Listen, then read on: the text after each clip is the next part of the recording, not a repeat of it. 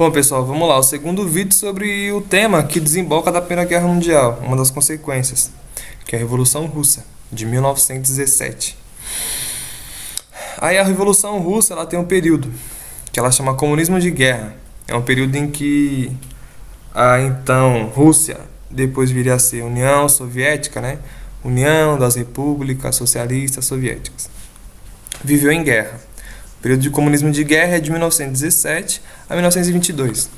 Só que agora, eu quero que vocês me provem, já que esse formulário aqui não vai ter anotações muito, qual foi o tema do vídeo anterior. Então vocês vão mandar ou no meu WhatsApp, ou no meu e-mail, ou no Facebook, né? Qual foi o tema do vídeo anterior? Respondam para mim agora, no meu WhatsApp, ou no meu e-mail, ou no meu Facebook, qual foi o tema do vídeo anterior. Eu quero que vocês provem que estão assistindo os vídeos. Tudo bem? Então vamos lá. Revolução Russa, o período do comunismo de guerra, que é uma guerra que a Rússia teve, chamada Guerra Civil e Guerra Anti-Imperialista. Porque a Rússia, depois que saiu da guerra em 1917, ela se declarou uma república socialista, e os outros países capitalistas já queriam abortar a Rússia socialista no começo da formação dela. Então eles fizeram guerra contra a Rússia logo quando ela fez a revolução. Aí tinha o Exército Branco, que era o exército do czar, que eu vou explicar mais pra frente o que é czar. E tinha o exército do Japão, dos Estados Unidos, da Inglaterra, tudo lutando contra a Rússia. Certo? Vamos lá. Uma análise da sociedade. O que leva a acontecer a revolução? A Rússia já estava vivendo o final do século XIX, o começo do XX, como uma ex-potência atrasada. A Rússia, durante o absolutismo, né, que é o que vocês estudaram nos anos anteriores aí, durante a formação do capitalismo, ela sempre foi um país referência. Tanto que quem acaba com Napoleão é a Rússia czarista. É a Rússia absolutista, a Rússia que tinha um imperador. Czar vem de César. É uma das adequações de César. César significa um soberano, certo? Então, uma das adequações de César é czar. Na Alemanha, César se chama Kaiser. A Alemanha teve Kaiser durante um tempo. Tinha lá um rei, um César. Só que na Alemanha chamava Kaiser. Na Rússia chamava czar. É a mesma coisa que César, um rei. Certo? Então o czar era o sangue real, que era o governante da Rússia. Só que a Rússia, mesmo já sendo um país capitalista, ela tinha uma maioria camponesa. Camponês é aquele que vive no campo. É aquele que mora perto da terra, aquele que vive em fazendas, em sítios, é aquele que vive no campo. O contrário do campo é a cidade. São as pessoas que vivem no urbano, que somos nós. Nós somos urbanos, nós vivemos na cidade. Apesar de ter algumas pessoas aqui em Guarulhos que plantam, elas não vivem só no campo, elas vivem na cidade também. Então os camponeses são aqueles que vivem nos campos, certo? Nas fazendas. Só que uma sociedade capitalista, para ela ser rica, ela precisa que as pessoas morem em cidades e que as pessoas vivam de salário. Isso é o fundamental numa sociedade capitalista. Só o salário produz o lucro. Capitalismo significa capital. Sistema do capital. Capitalismo. Ismo significa sistema ou crença, né?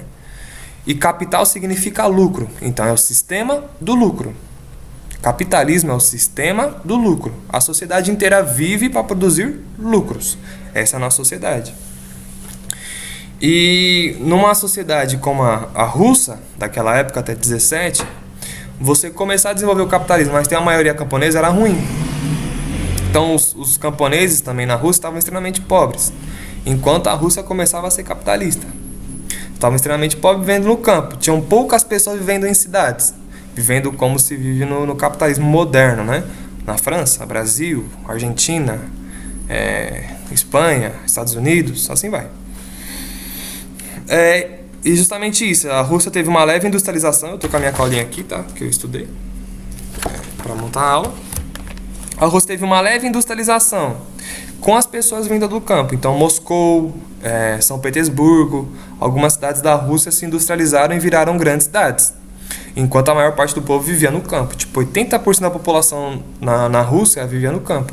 No Brasil, hoje, 70% das pessoas vivem na cidade e 30% vivem no campo. Então, o Brasil é um país capitalista que vive em cidades, que as pessoas vivem em cidades.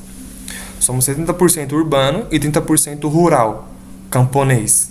Vive no campo, certo? E a Rússia, ela sempre teve grandes conturbações sociais. O czar, qualquer pessoa que falava contra ele, ele mandava enforcar ou mandava fuzilar.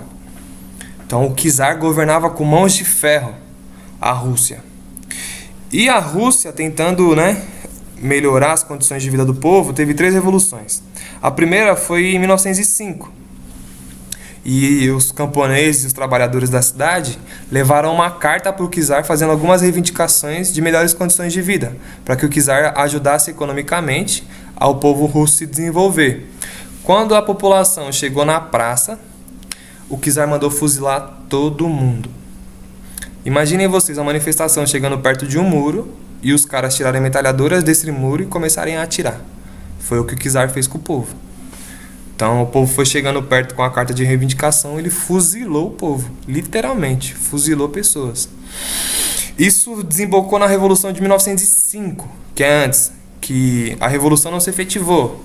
Uma revolução é quando um grupo de pessoas de uma outra classe social que não tem poder, que não tem dinheiro, toma o poder e melhora a sociedade. Isso é uma revolução.